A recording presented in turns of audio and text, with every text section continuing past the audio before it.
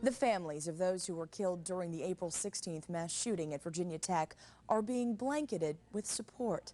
Amber Davison joins us live in our newsroom to explain. Amber, knitters from all over made a trip to Blacksburg today.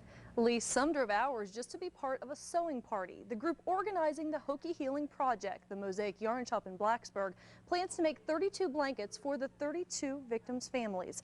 They've spent weeks collecting the thousands of squares necessary to make this happen, and today everything came together piece by piece.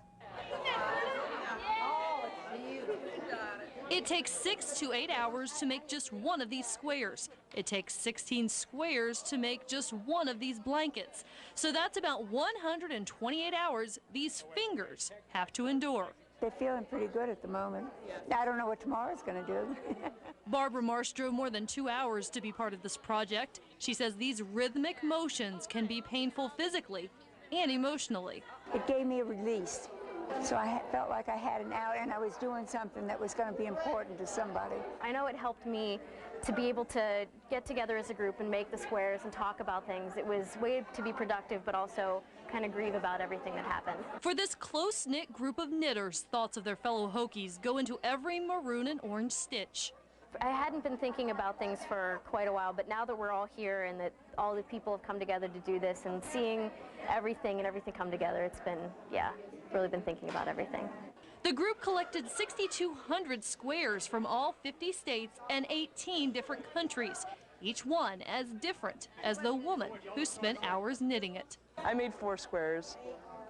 2 were a lot more complicated than the others. After the first 2, I'm like, okay, we need to simplify the pattern a little. But differences aside, this group is interwoven by a similar goal: to bring comfort and warmth to those who need it most. They can wrap around them, and as they do, they can look at the squares and they can think of all the loving hands that went into them. Now, since the yarn shop got 4,000 more squares than they needed for the 32 blankets, they plan to also make some for the survivors of the mass shootings.